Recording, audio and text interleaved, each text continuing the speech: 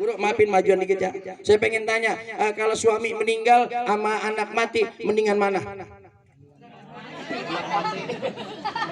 Oh, yang sono bilang mendingan suami Ustadz, kalau anak jangan, KJP hilang. Ya Allah. Ngurusnya susah Ustadz, mana KJP digade. Ada yang gade KJP? Mana orang gue lihat dulu. Ya Allah, gue bilangin Anis bentar. Ya Allah. Singkat cerita, Allah utus malaikat Jibril, kau hibur. Siapa? Ibunya kekasihku Muhammad. Ya Allah.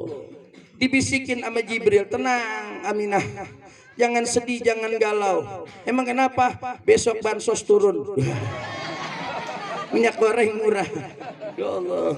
Tenang, kau jangan sedih karena di dalam perutmu, di dalam rahimmu akan datang seorang manusia yang menjadi pemimpin di dunia dan akhirat. Wajahnya ganteng, sangat bercahaya.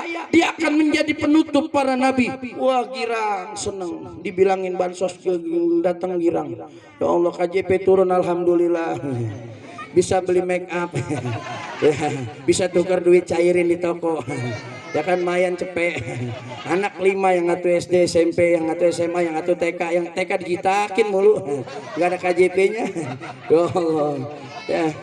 Ya singkat cerita aja, singkat cerita, jangan ngelantur. Ya. Menjelang kelahiran baginda Rasul malam 12 Rabiul Awal, tepatnya tanggal 11 Rabiul Awal.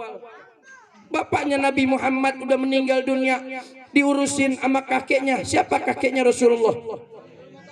Hah? Bang Toyib. Bener dong lu. Siapa namanya? Hah? Apa? Oh, ini anak pinter nih, anak siapa nih? Wah, cakep nih. Namanya Abu Muthalib. Temennya Abu Gosok. Bahaya toing. Aduh, biarin nggak apa-apa ya. Ya, bagus. Ntar dapat duit, tenang. Emang begini kalau ngajinya sama bonge. Ya Allah.